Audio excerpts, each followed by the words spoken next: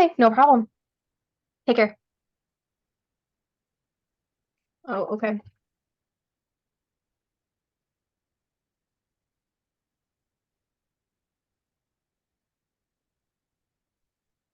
That works.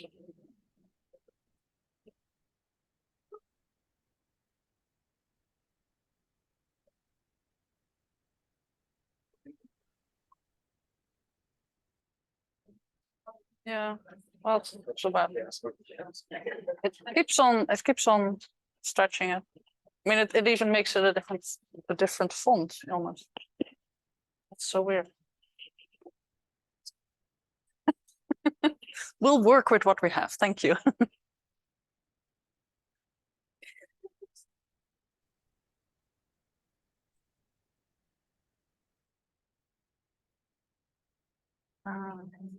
Was that working?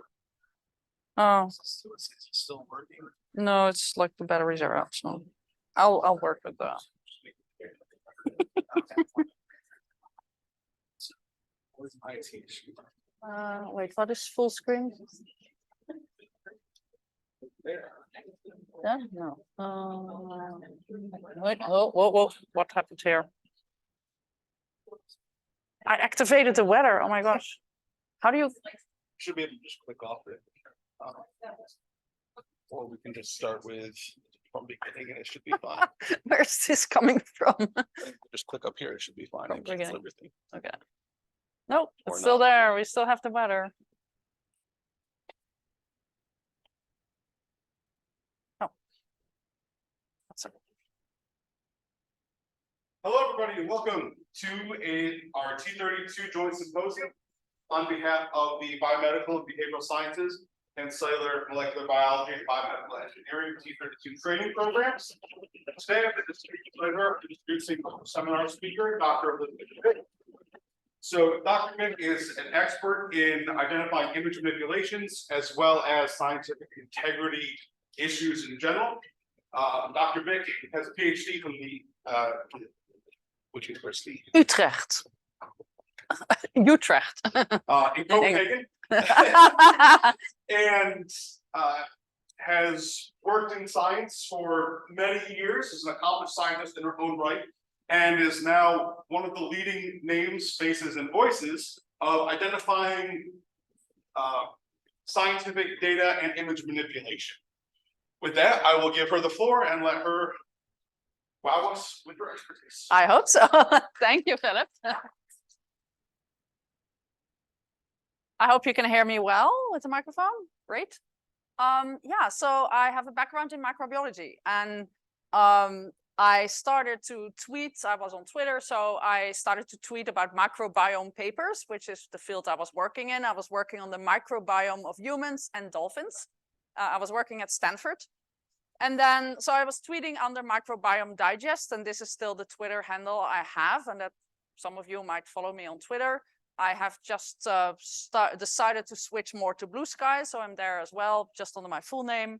And I have now a blog other than Microbiome Digest. I also run the blog Science Integrity Digest. I first want to disclose how I make my money. So a couple of years ago, I quit my job. I worked in industry and decided to devote my career full time to working on catching bad guys and gals and catching errors in scientific papers. But of course, that work is really hard to do if you have a boss telling you to focus on your paid job. So I decided to quit my job. But then how do you make your money? So I first thought I'm going to do this for a year, see if I can make some money as a consultant. And then people were kind enough to also donate money through Patreon. So I get most of my income nowadays through Patreon. I'm not funded by any, science funds. I don't really make science, I break science, which is what people have said. So there's not a lot of funding for that. So I get most of my income through Patreon, and I get consulting and speaker fees. So I might, for example, give a talk at a university, or I might talk for a publisher. I've done a ton of online talks. And if it's a student-run organization, I might even do it for free. But sometimes I have to ask money because otherwise I just don't have any income. And I also do consulting jobs for journal editors, for publishers, etc. And I've done some training also for some publishers as well. And I also have worked for a fraudulent company. So a lot of my haters online are always very happy when they find out that fact and they try to blackmail me with that. So I'm like, well, that's one of the first things I'll say when I give a talk. I did work at a fraudulent company. The two founders were charged with insurance fraud. It wasn't science fraud, it was insurance fraud. A complicated story, but the FBI, after I'd left the company, the FBI raided the San Francisco office, took all the computers, and the company now is bankrupt. But I do have 4 patents from that time, which are worth nothing, of course, now. And, you know, I worked at a fraudulent company. I'll embrace that. This happens when you work in Silicon Valley. Some companies turn out to be fraudulent, and the founders apparently got married to each other and then fled the US and are now apparently fugitive somewhere in Germany. So I always say, if you see them, give me a phone call because, you know, might be interested, the FBI might be interested in knowing where they live. Let's see if this works. No, it doesn't work. How do I go to the next slide? I don't have a clicker. I don't have a computer that is responding to next slides. So now I do need some help. Well, you just click on it, maybe? Oh, I just click with the mouse. Okay, we found it. Great, thanks. So how did I get into this weird business? So one day I was first I worked on plagiarized text. Somebody had stolen my text and plagiarized a whole paragraph I'd written. And so I started working as a hobby on scanning text that had been plagiarized. And one day I worked on a PhD thesis with a plagiarized introduction, and I flipped through the PDF and I saw an image that caught my attention. And I'm sorry, the slides are all very stretched. That's not sure how to fix that. But I saw this Western blot. If you've ever done a Western blot, you might recognize that this is a Western blot. If you have no idea what a Western blot is, it's basically black bands on a light background. And so you see these 4 bands, and there was this little dot, this little stain that sort of caught my eye. And then I thought, oh, I've seen that exact same image another time here in this figure, but it's rotated, it's mirrored. It's the same figure, but it was mirrored. It's that same little dot. And if you look a little bit longer, you might recognize that all these bands have a particular shape. They sort of look like, I don't know, almost like faces to me, and I'm very bad in facial recognition, but you can tell them apart. They all have a slightly different wave. And so you can recognize, I guess if you have the same brain module as I have, that these are the same images, just mirrored. But if you look at the labels, these are very different experiments. On the right is a time series, and on the left is more like we added some compounds or we left them out. So it's a different experiment, and the photos should not be the same. So it's an inappropriate image duplication. And not just these 2 photos have been duplicated. There was a 3rd instance shown in cyan there on the right in the middle of that same blot being used. And then there was the blot that I've marked in red was also being reused. So there were like multiple cases of reuse of images to represent different experiments. These were published in a PhD chapter, and they were also published in scientific papers. So I reported these, and it made me very mad because I thought it looked like this was done deliberately with the intention to mislead. This doesn't look like an honest error to me. And I thought, so I realized that day that I guess I have the talent to spot these things. They had been peer reviewed and published. Nobody had seen them. But also, why does it make me so mad? And it's because for me, and this is a very personal statement, but for me, science is about finding the truth. And if you cheat in science, that is not science because it deviates from that concept.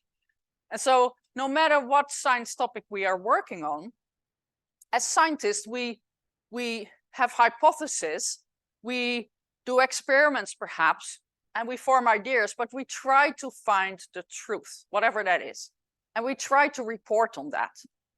And not only do we report and publish our own results, we also stand on the shoulder of giants. We always publish, we always do science based on the work of previous generations of scientists.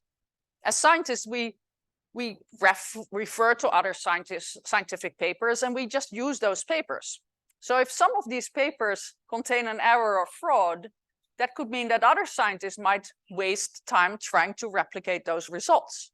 So I see science and science publications as sort of bricks.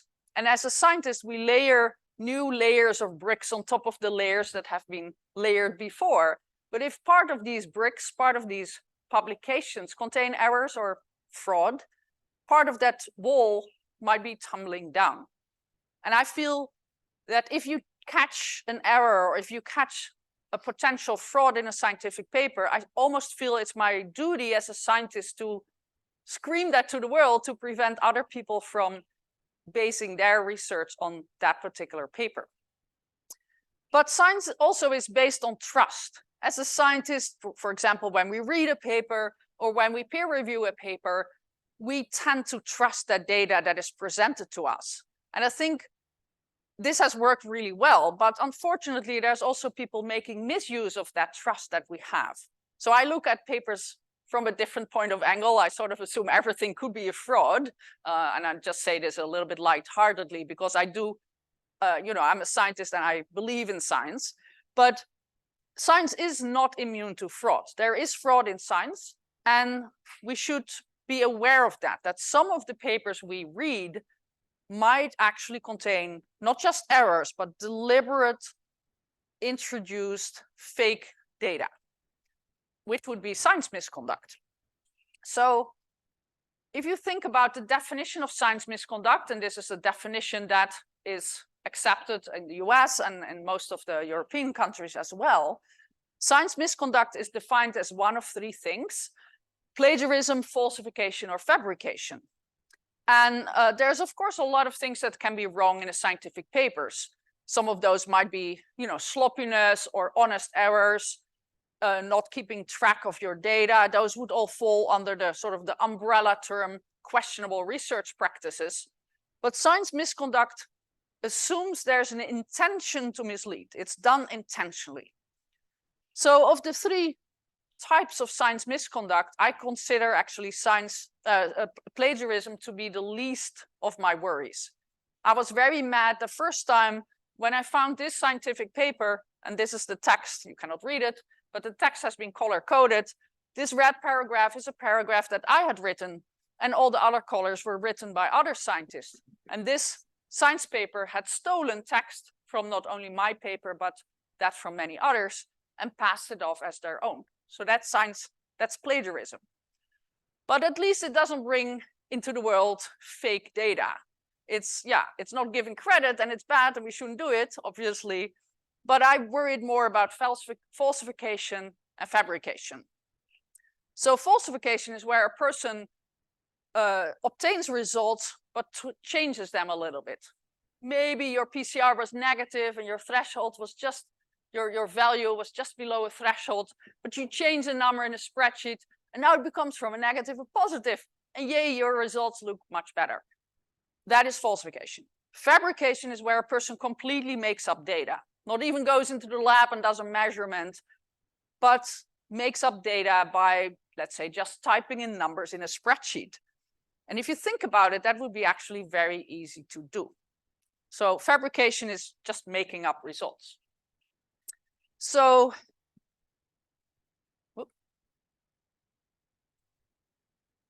click here. So I want to talk about what would drive people to do misconduct. Because I don't think anybody chooses a career in science with the idea to do fraud. I believe that most people who do fraud in science are driven by some sad circumstance.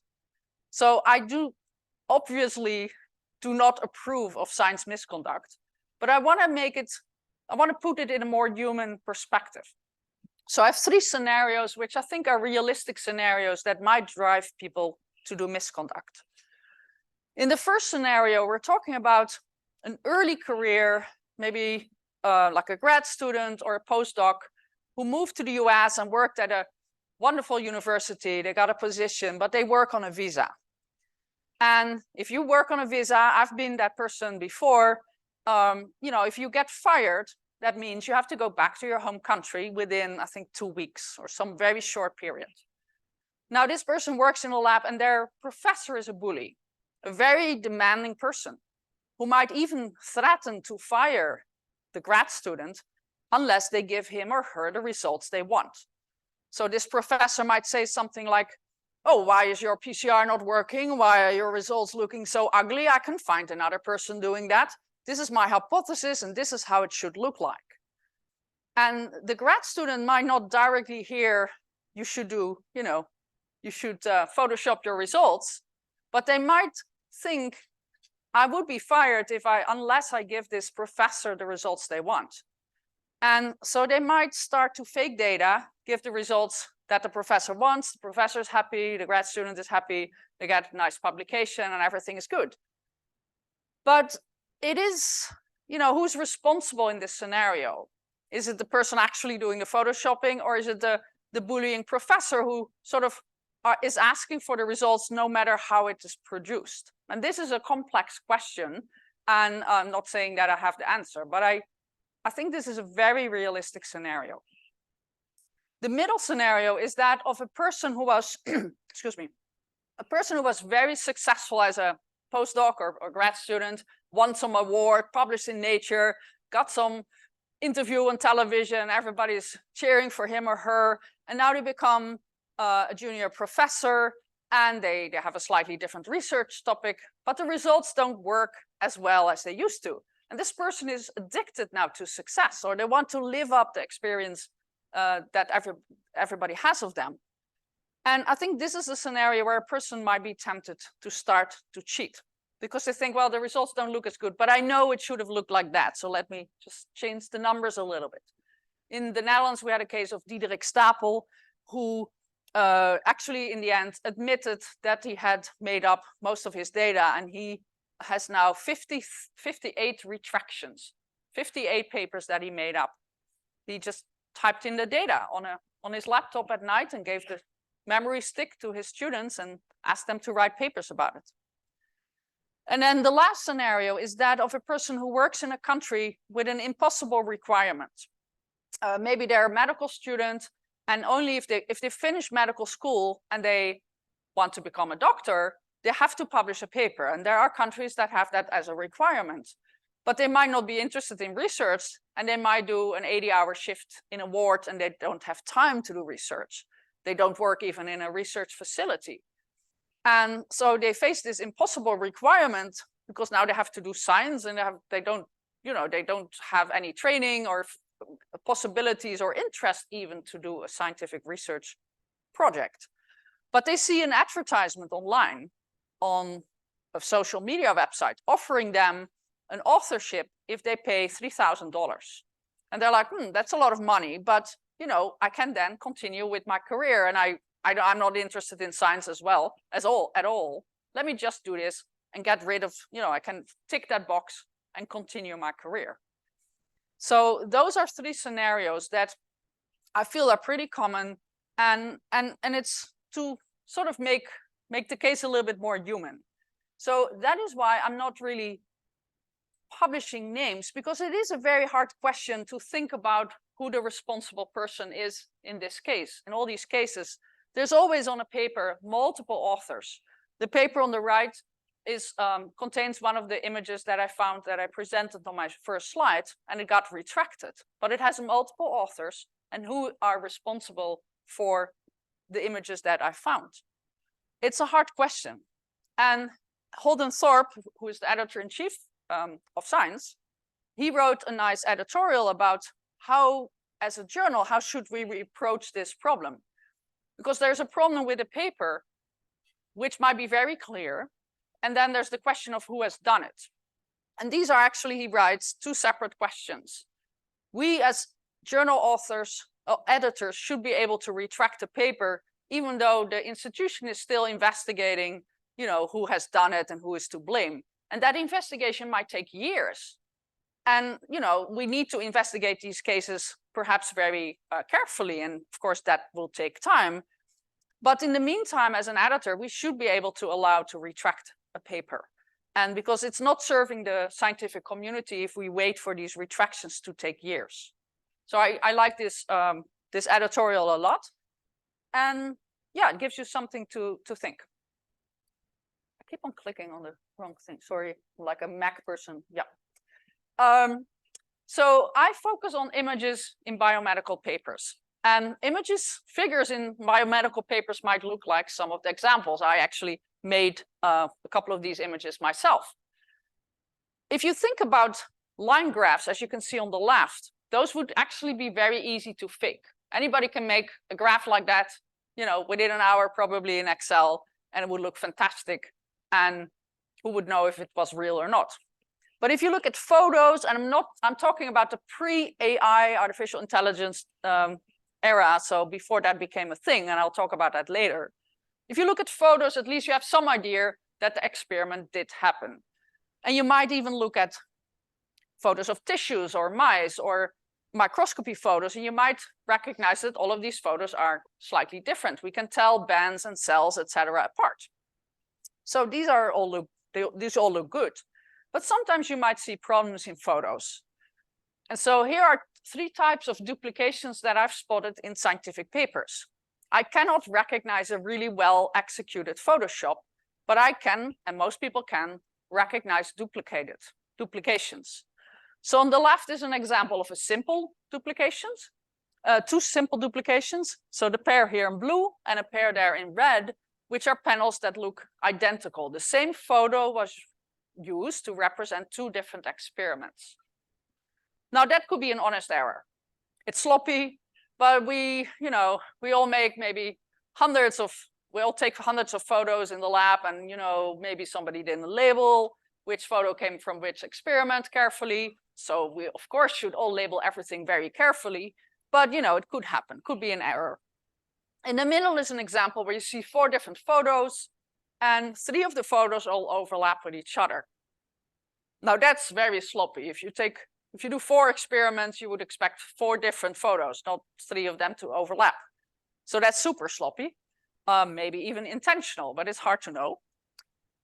So these would be repositioned photo. Basically, the sample was moved under the microscope, another photo was taken, but it could also involve mirroring, rotating, stretching, etc. On the right is an altered photo. Here we have a photo that appears to be digitally altered, where parts of the photo marked with blue and with red boxes, so I'm the one adding the red boxes and the blue boxes, etc. Those parts of the image look identical. It looks here that these are Western blots, that some of the bands or the lanes have been duplicated. Now that's almost always intentionally done.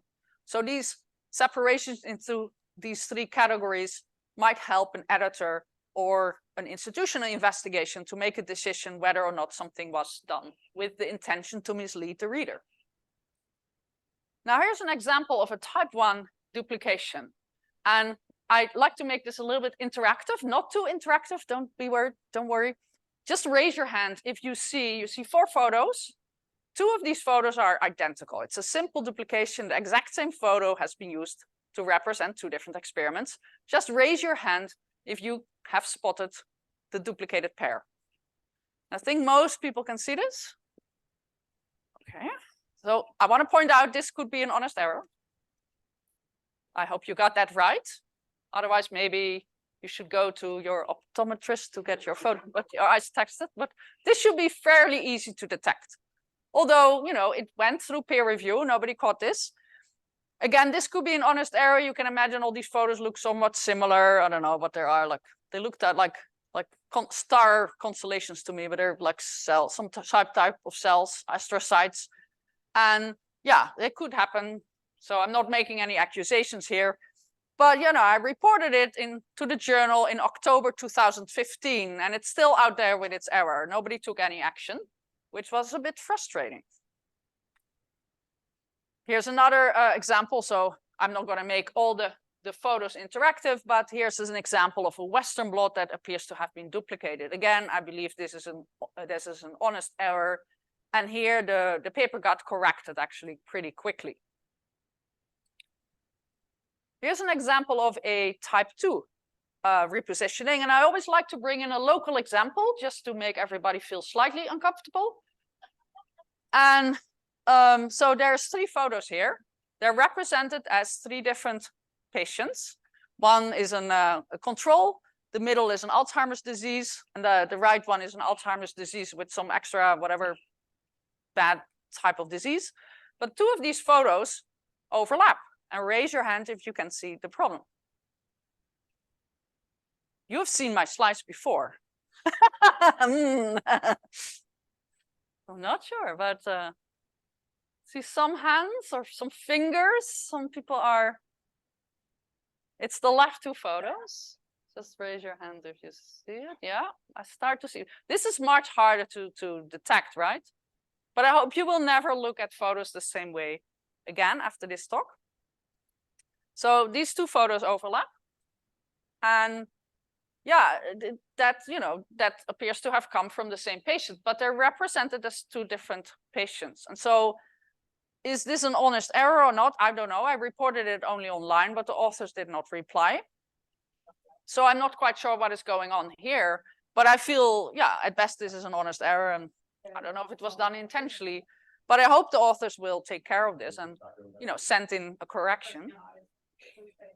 Here are some other type 2 duplications, and of course these are examples that work well on a big screen. Some of these examples are so tiny you barely can see them.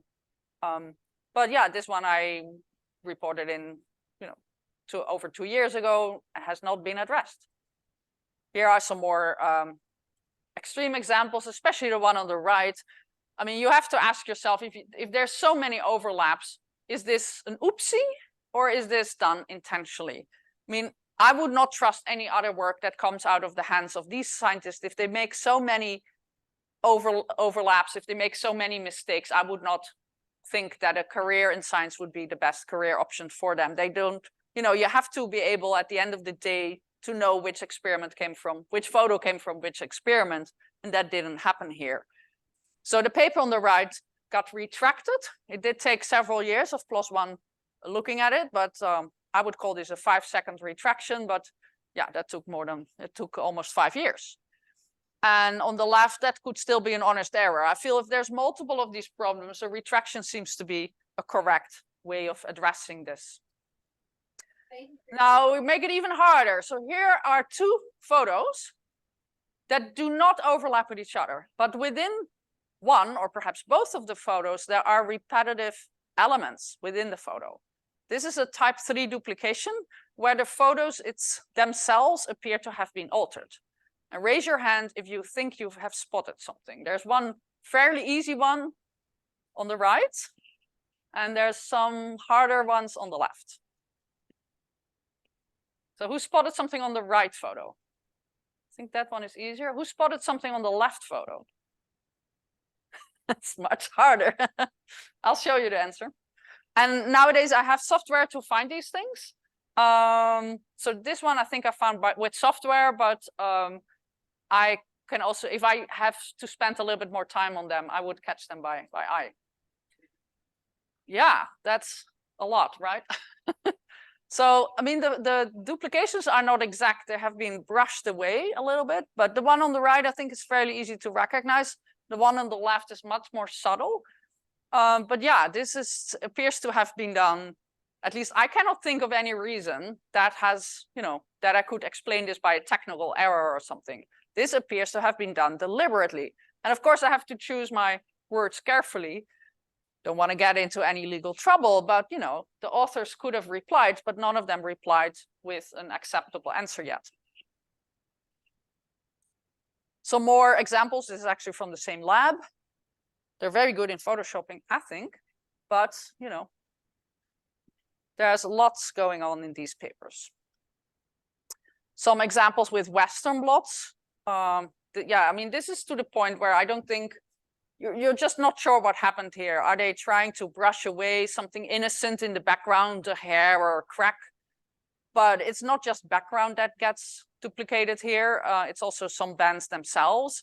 And, you know, is it just to brush away a hair or a crack, or is it to brush away an unwanted band? It's hard to know, because sometimes these photoshopping, what appears to be photoshopping, might be very innocent. It might be a crack or a hair or some stain.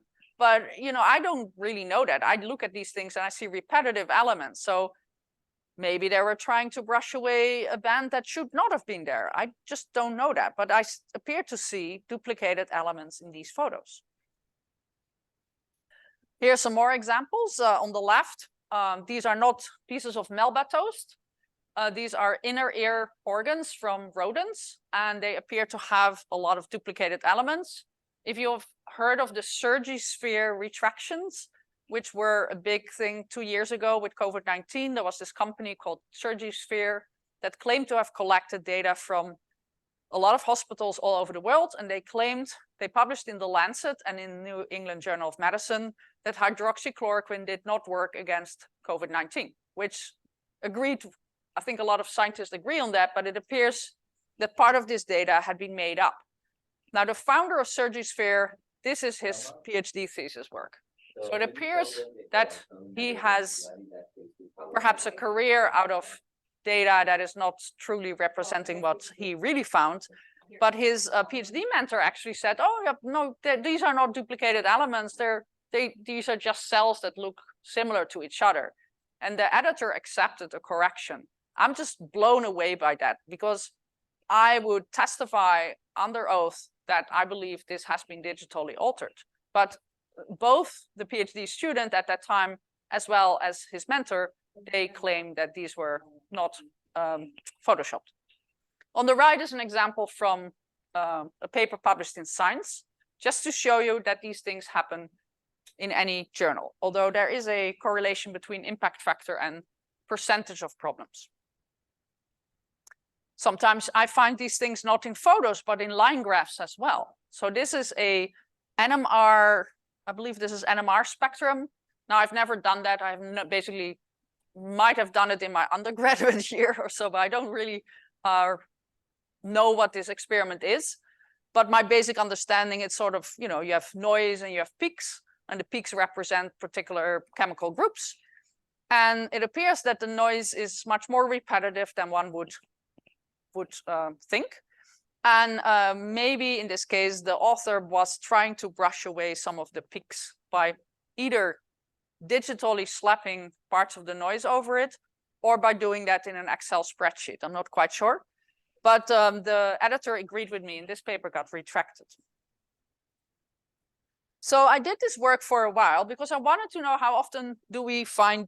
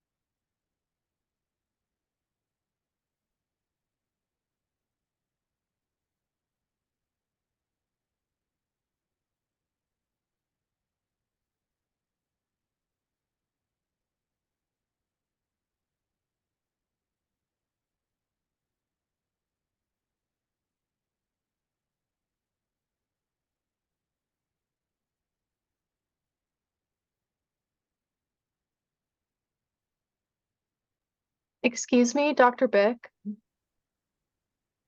I don't know if you can hear me, but we lost sound on Zoom, so we can't hear you anymore.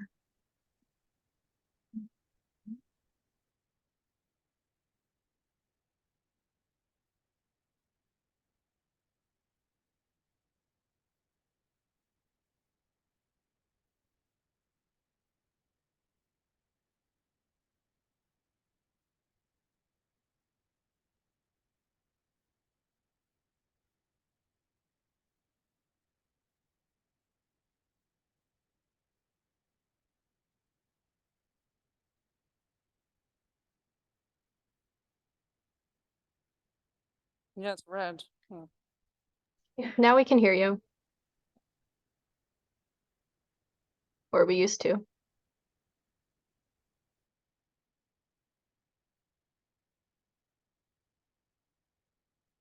It's not flashing green anymore. It's flashing red. Or it's.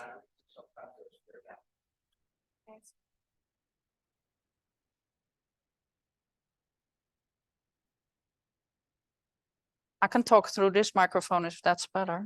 Yeah, I think that works for us. Do you hear me now? Yes. Okay, then I'll just use the desk microphone if that's okay. All right. Sorry about that. Let me click this away.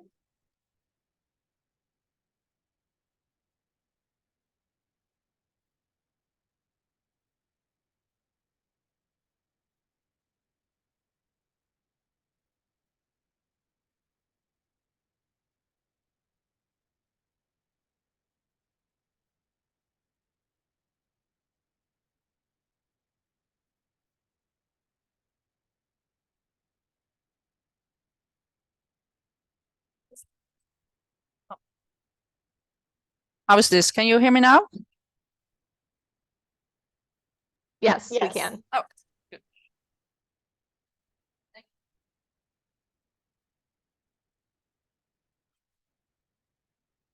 Let me attach my microphone again.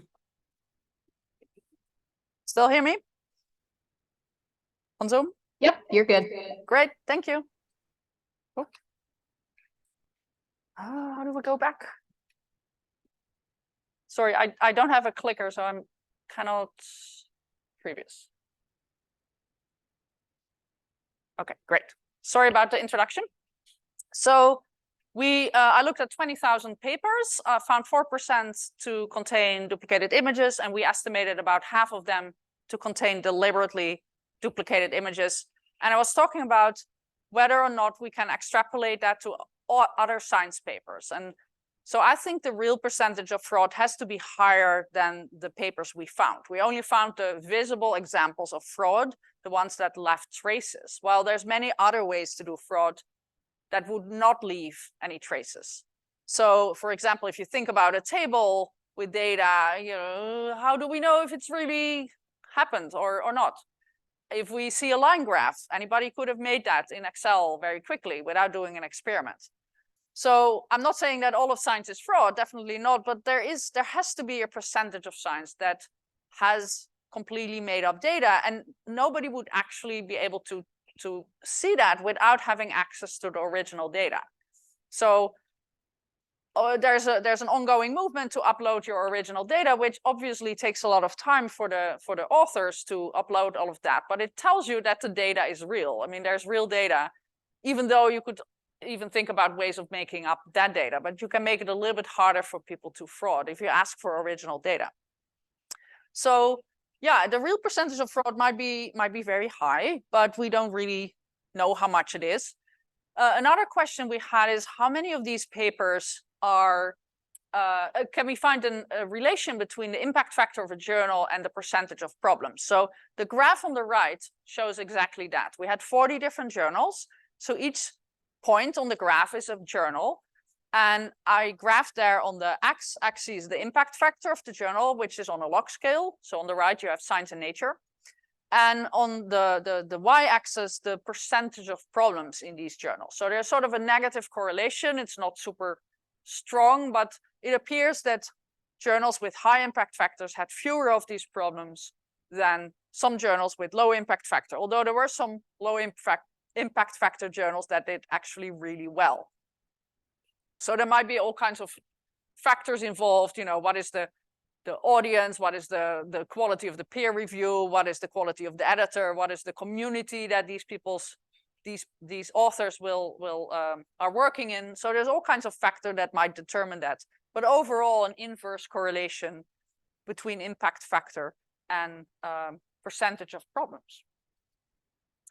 Now, how do journals respond when we upload these problems to them? When I wrote all these papers, I found a set of 800 papers. So I wanted to know, I sent all of these in around 2014 and 15. And 5 years later, around 2020, I looked at how many of these papers had been either corrected or retracted. And unfortunately, as you can see on the pie chart, in 2/3 of the cases, that big blue chunk of the pie, 2/3 of the cases, there was no action by the journal.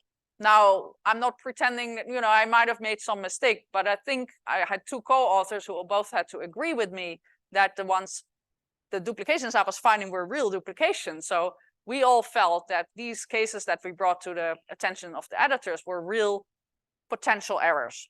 But 2/3 of these had not been acted upon after waiting 5 years and sending a reminder, which is a sad state of affair, because it seems that the editors were not very receptive to these emails. Now, of course, it's not fun if you're an editor of a journal, you do your best, and you get an email from Elisabeth Big saying, I have found 100 papers with problems in your journal. Of course, you're going to be slightly overwhelmed and perhaps angry with this woman sending you the criticism of your journal. So I can understand that, but in most of the cases, there were only a couple of papers for that particular journal. And it's just frustrating. PLOS ONE was the journal I did the most screening for, so we all found in absolute numbers the highest amount of papers. They're still working on the 350 papers that I sent to them in 2014. They hired 2 extra people, and they crank out about 1 paper a week. But I think we still have 10 years to go before they go through all the 300 or so papers that I sent them. And it's frustrating to see how slow this is. And it's not serving the scientific community. It seems to be serving perhaps the publishers or the editors. We don't know, but it does not serve the reader. And it's like knowing there's a big problem with your car. Perhaps you have noticed that the airbag didn't come out the way it should be, or it came out too early or whatever. Maybe some people were killed in a faulty airbag. We would not want to wait, the manufacturer of these airbags to wait, 10 years to repair your car. We expect an immediate action. So as a consumer, as scientists, we peer review the papers for free and we write them for free. We pay a lot of money for the publishers to get them published, but there's no apparent, for the most part, no apparent quality control and no apparent customer service. Why do we accept this? And I'm starting, I try to make people think a little bit about the weirdness of the scientific publishing model, because why do we need to pay a Nature journal $10,000 to get our paper published open access? Because where does that money go to? It doesn't cost that much money nowadays to publish something online, and clearly these papers are not being scanned the way they should be by experts, and we have written them for free and peer reviewed them for free. So I don't know where the $10,000 goes to. It's just to know that you have published in a Nature journal. Of course, that's all lovely, but can we maybe think about impact factor and how, maybe that doesn't necessarily tell if a paper is a good quality, and it doesn't necessarily tell you if a researcher is a better researcher than one who published in a lower impact factor journal. So maybe we have to think about how we publish our papers. But because I was so frustrated about the lack of response, I'm now posting all my findings on pubpeer.com, which is a website where you can comment on a scientific paper. You can also install a plugin that will work with your browser. So if you do a literature search, here you can see, if you do a search here in the middle, if you do a PubMed search, you can see that certain papers will light up with a green banner. That means they have a PubPeer comment. And so this is the best we as science integrity detectives can do to alert the audience that there might be a problem with a paper. PubPeer is strictly moderated, so we cannot say, Professor X is a fraud. That would not pass moderation, but we can say, image, figure 2B looks remarkably similar to figure 5C. that is allowed with an illustration, but we have to stick to the things we think or we think we see and not make any any implications from that, not make any accusations. So I post under my full name. Most people, for obvious reasons, post under a pseudonym, but anybody can set up an account. It helps if you have an institutional email address, because I don't have that anymore, but I have just my Gmail address, but I can post under my full name. And you will be assigned the name of an organism from the tree of life. That will be, you cannot choose which one. You might be a fungus, but you can, you can use that anonymously to post. So there's no tracking of IP addresses. There's no way of even the pub peer admins to know who you are. So it offers complete anonymity, because of course criticizing a peer's paper might not go down well and might not work in your advantage, especially if you're an early career scientist. So I would recommend anybody to do that. And by now I have scanned probably 100,000 papers or even more, and I found over 7,000 with problems. And my work has resulted in over 1,000 retractions and over 1,000 corrections, but still, another 5,000 papers or so to go that have not been addressed. So still a lot.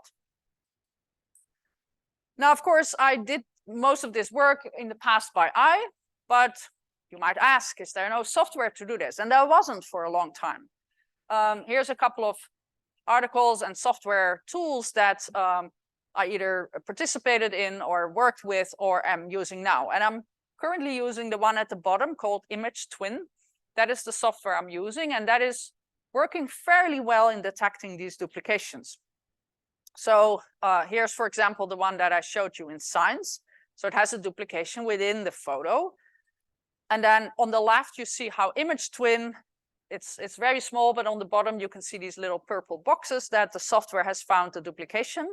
And on the right is a competing software called Proofic, and it found the same duplication. And so the software will find these duplications, and Image Twin has the advantage that it also has a large and growing database of images from other papers. So it can extract all the images from you can just upload a PDF, it can extract all the images, and it compares them to this huge database of, I don't know, hundreds of thousands of other images. And it does that within seconds. So it's really fast. And it works, it doesn't work flawlessly, but I still scan everything by eye again, but it does a really good job in especially finding papers that have reused images from older papers. I would never be able to find that. But in some other cases, it's missing also some cases. So I cannot completely trust it yet, but it's quickly becoming better and better. And of course, this is something that they aim to sell to publishers who can now screen, using this software, can screen incoming manuscripts or accepted manuscripts for duplicated images, similar to the way they screen for plagiarism nowadays.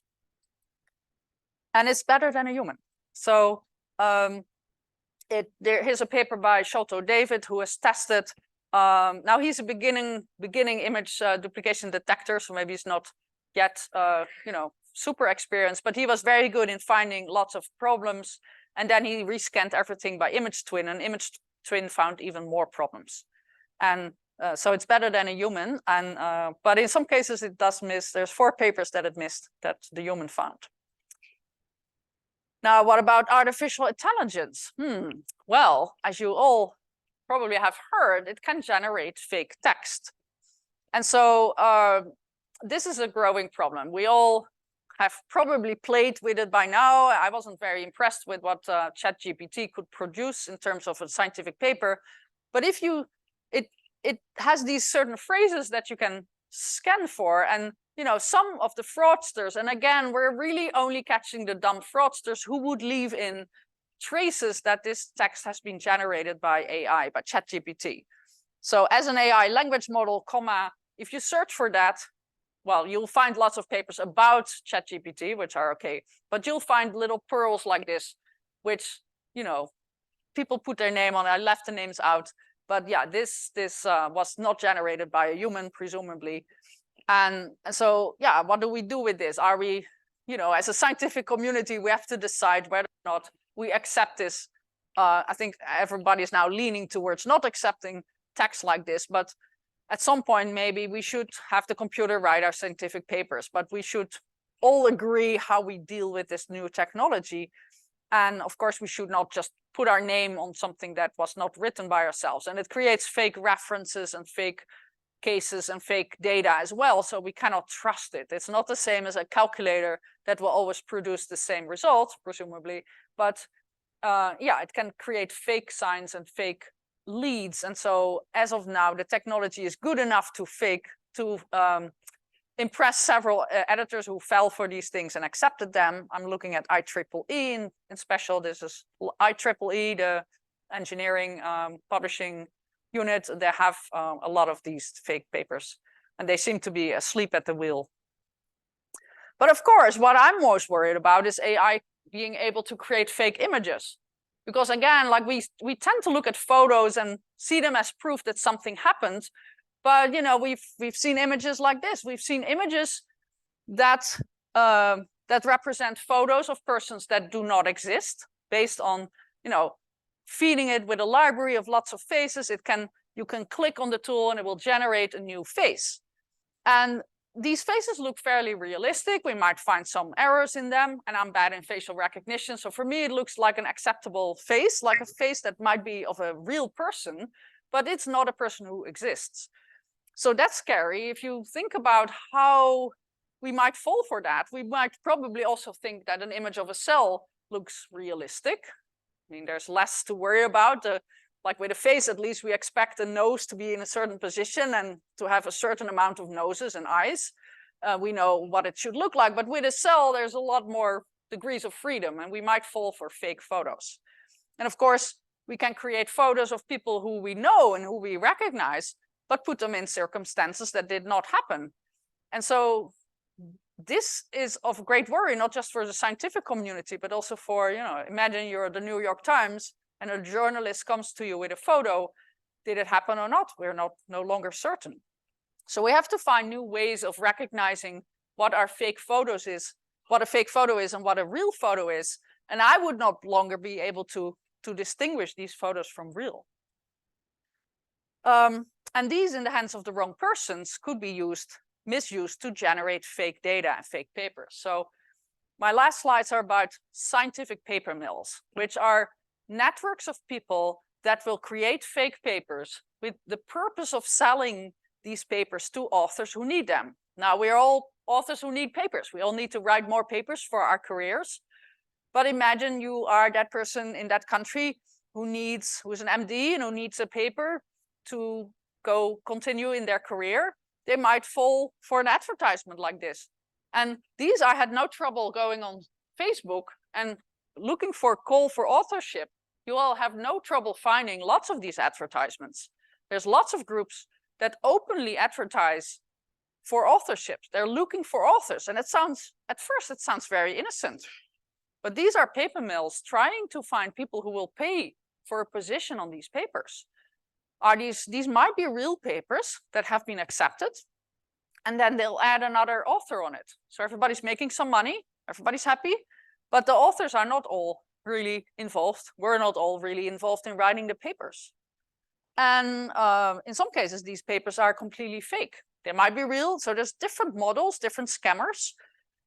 Some of these are AI generated, and we no longer can distinguish them from real. And if you think this is a small problem, think again. There's hundreds of thousands of papers that we believe are fake. And it's sometimes very hard to prove. But in some cases, we will find evidence. So this is an older paper mill that we found. These were still done a little bit more primitively, I guess. These are papers that all have Western blots that already looked slightly fake. But if you look carefully at the background, they're all the same. All the panels are exactly the same, have the exact same, to the pixel, the exact same background. The left paper and the right paper are from two different groups of authors on two different types of cancers. They're supposed to be very different experiments, but how can they have the exact same background? This is a paper mill selling AI-generated images, making them look like real, feeding them with real photos of Western blots. And we found 600 papers that all had the same background. They all had very similar titles, which is how we could recognize them. And this is a paper mill we could recognize, but this is 600 papers that are completely fake, all in very specific field, in very specific journals. Maybe the journals were in the loop because some of these, there were like 100 papers all published in the same journal. So you have to think why the editor didn't notice that suddenly all the papers they got in their submission inbox were all looking very similar, but nobody seemed to have noticed it other than, a bunch of people. I'm one of them. Morty, Smut Clyde, Tiger, these are all people working on paper mills under a pseudonym, but a lot of work has been put in by volunteers. And then there's what some people call tortured phrases. So these are papers, if you look on the right, it says analysis of bosom malignancy using supervised machine learning classifier.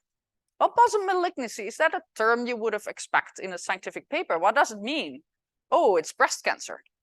So all the terms, these are plagiarized articles, but a lot of the terms are synonymized. So it becomes very funny in some cases. So like chest peril, breast cancer, and it says something like, it's a remarkable kind, taking all into account, and basic parts of ladies' ruins worldwide. Well, that is what basically means it's a large source of female or mortality amongst women. But all the words have been translated and they don't sound very scientific. And so Guillaume Cabenac is one of the persons working on this, a volunteer who puts a lot of his free time into this and found hundreds of these terms that are all, synonymized. So counterfeit consciousness is artificial intelligence, for example.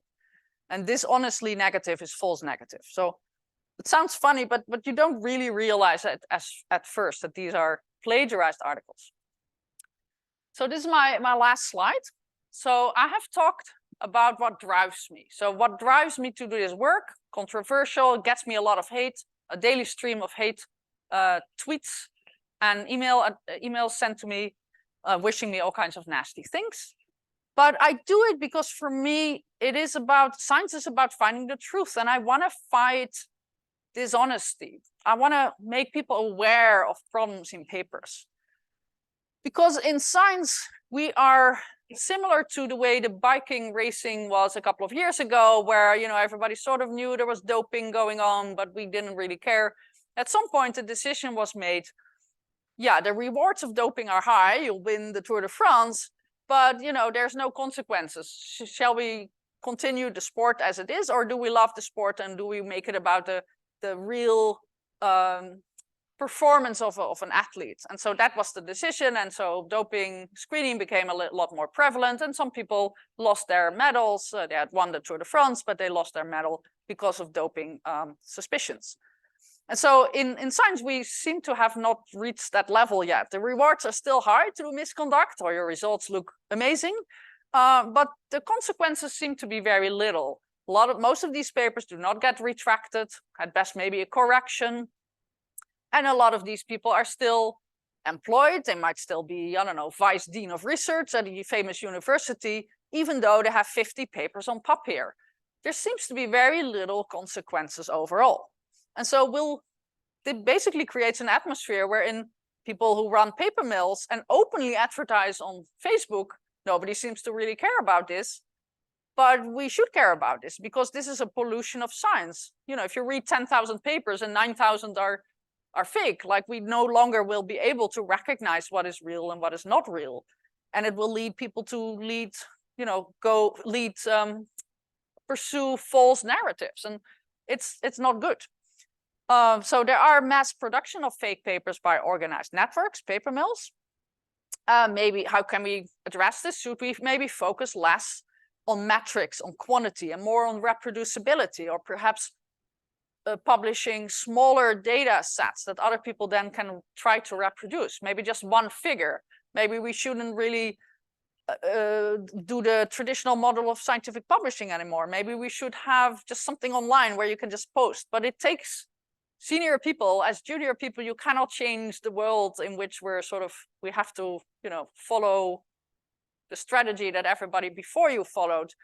But we need leaders and universities to break through these patterns of traditional publishing and maybe focus more on reproducibility. Maybe that will slow down science a little bit, but it will make it better.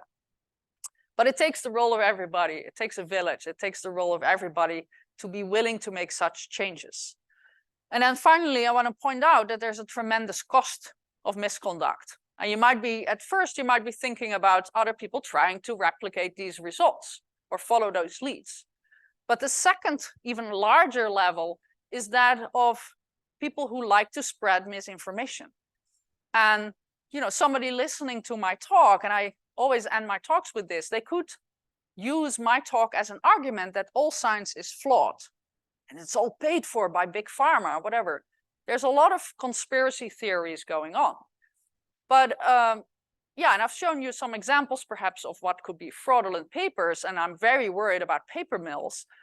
But in my core, I'm still a scientist, and I want to trust science. I want to believe in science. I want to, and I know that most of science is good, but we have to know which is the good science and which is the bad science. We need more people working on that, and not just editors or institutions looking the other way, because we need science to solve, you know, the problems we're dealing with, like global, like climate change, like pollution, like pandemics and hunger. There's so many problems we deal with in this world, and we can only come to a solution by doing science. So we need science, but in order for that, we need to fix the problems that science has now. And yeah, I hope there's more people joining me in this fight. And with that, thank you. And I played a game, Image Forensics, on Twitter. I make it into a game. Of course, there's a very serious thought about it. I don't name any names. I often even don't name the paper, but you can find the duplication in these images, and the first 3 will win an emoji award. So with that, thank you.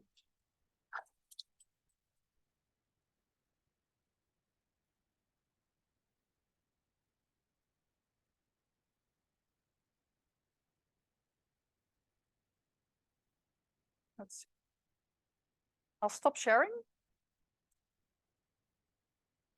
So we have also some questions in the audience, but shall I lead the question, or do you want to moderate? Okay, well, are there any questions in the room?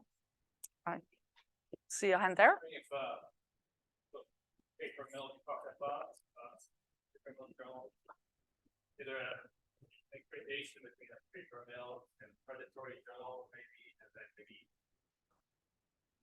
maybe yellow journal? There's some spectrum there. Yes. So people who target people who will become an author on a paper mill paper, they need the authorship for their career. And so usually there are rules in which journals or what level, or they need to be included in a particular index like Web of Science or PubMed journal. So predatory journals generally do not fall under that in these indices. So the authors would not specifically target predatory journals because that wouldn't count towards their career. They would target for real journals. Usually these are not science and nature type of journals. They're low impact journals, but they really are included in Web of Science or in the list of open access journals. There's a directory for that. All the classical things you can do, whether or not a journal is predatory, but there's a big gray zone. There's, you know, publishers like Frontiers, Hindawi, and DPI have all been named as being in that gray zone between reputable journals, and they are included in all the good indices. But they have predatory features as well. And so Hindawi, for example, has been publishing all these special issues with a guest editor that have been specifically targeted by hundreds and hundreds of paper mill products. And it seems that the editors have been in the loop and might have received kickback from, like, some money from the paper mills to publish these papers and sort of look the other way. So Hindawi was acquired by Wiley, and Wiley now is basically cleaning house and going through all these special issues and retracting them by the hundreds. And so they just retract complete issues of these special issues. So there's 6,000 retractions only this year from Hindawi. It's like a spectacular, I wrote a blog post about it. It's just a spectacular increase. And it's not really a predatory journal, but they have been specifically targeted by paper mills and probably with guest editors looking the other way.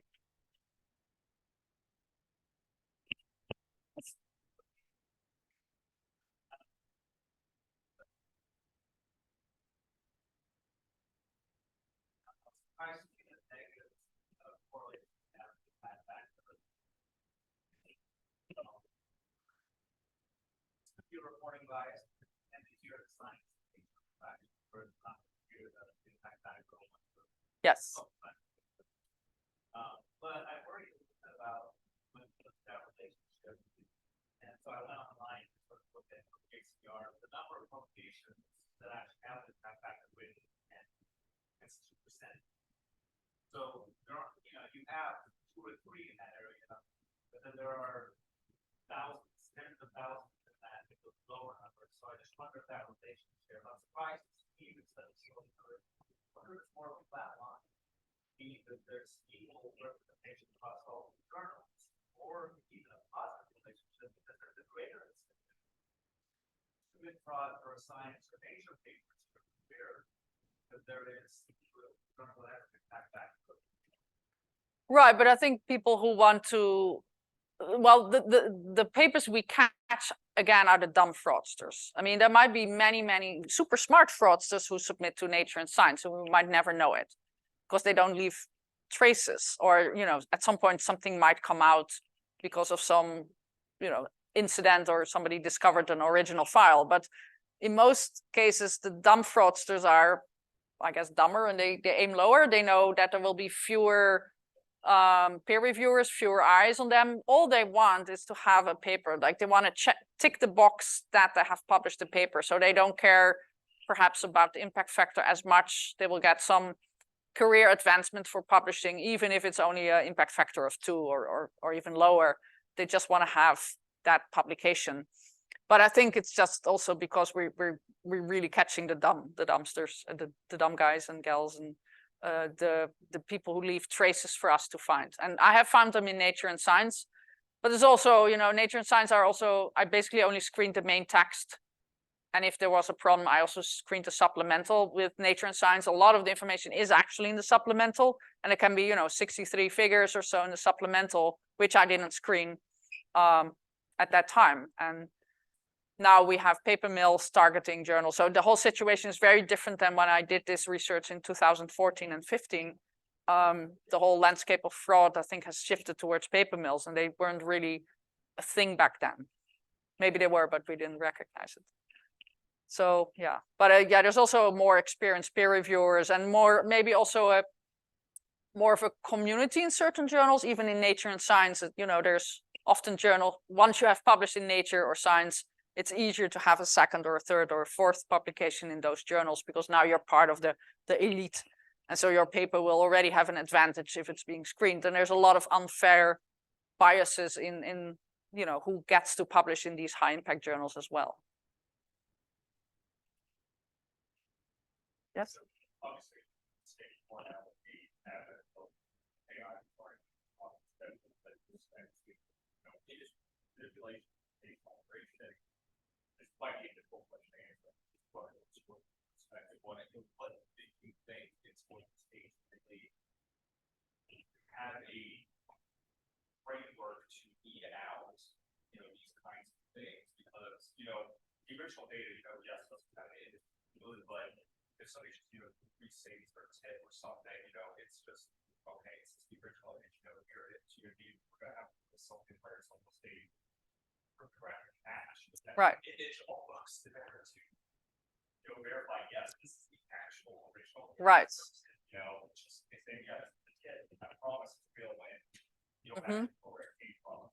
Yeah, I mean, there's all things you can think of, and all of them probably can be hacked and fraud, how do you say, made into a fraudulent image as well. So people have offered or suggested that, a microscope leaves some digital imprint that is hard to really crack, that says it really came from a Olympus microscope or whatever on that day. Or it could be some digital signature that all producers of AI images have to add to show it's a fake image. But of course, if you're really a fraudster, you're gonna circumvent that. So whatever you think of could be hacked. So I'm not quite sure how to answer this. Seems like something maybe a computer scientist might be able to, like some way of encrypting data to make sure it's real. But it's a little bit outside of my knowledge.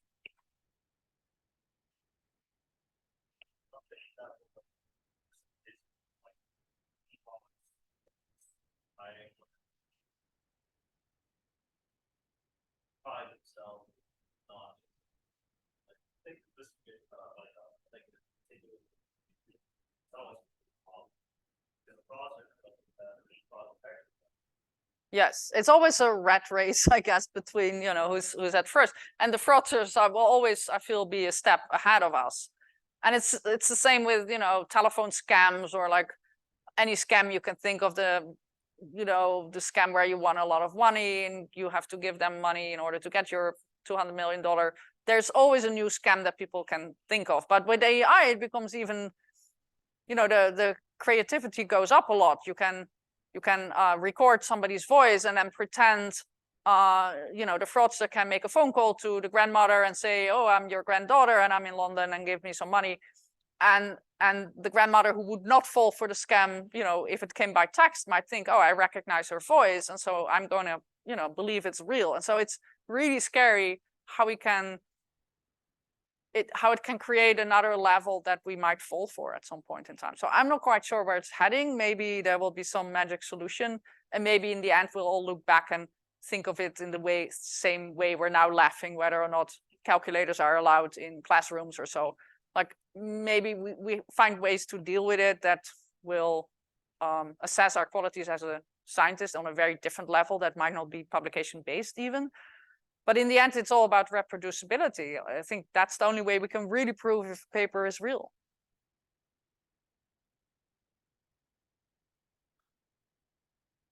No women asking questions? Come on, women. We can do better.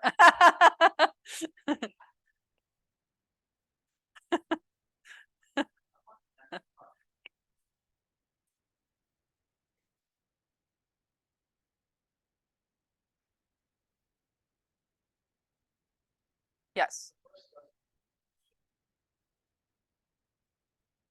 It would still appear. Yeah, I mean, papers, if it's retracted, it's still available. It should be watermarked, retracted. But I mean, you can still find copies of it that do not have that watermark. Yeah, you will know. Yeah. Yeah, so I was actually part of a committee to try to, you know, think about solutions for that problem, to how to not cite papers you did not know were retracted in the meantime. And it's an easy fix because in the end, the publisher, when they format your paper to be published, that's an easy way to check all the DOIs against a database of retracted paper. And Retraction Watch is working closely with like reference manager type of softwares to make sure that if you work with a reference manager, and I'm also old-fashioned, I would still type it in, but you know, people who work with these reference managers will have ways to easily screen it against the retraction database. It's just like one quick scan and we'll show you these papers have been retracted. So there's ways of digitally ensuring that that's not the case. Yes. Yes.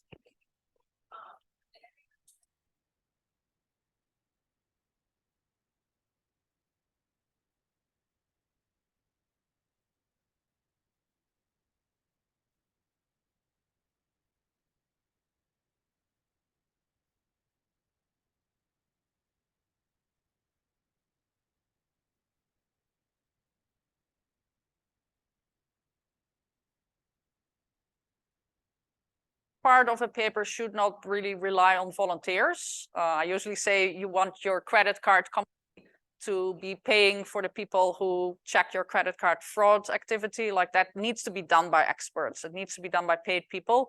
The publishers will argue, oh, that's going to make scientific publishing even more expensive. But I feel at some point they have to justify where all that money goes to anyways.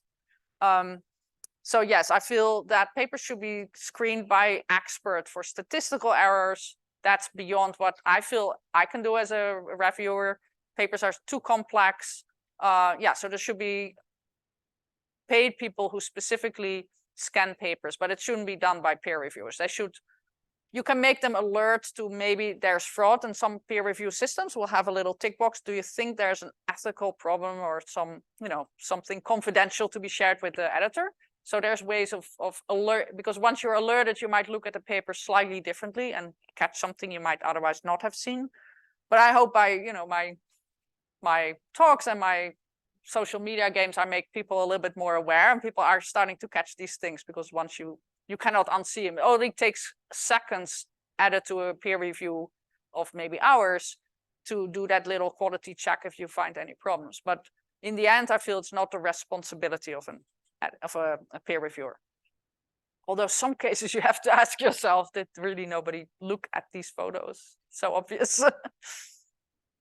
Let me check if there's an online question. Are there any online questions? I only see yes, yes, yes, yes. Thank you. Seems to be no questions online. Maybe everybody already left. Sorry, we're over time. Thank you everyone for coming. I'd like to thank you. Thank you. Kind of questions. We have a little bit of downtime. We're going to get a little out for a little bit. If the questions.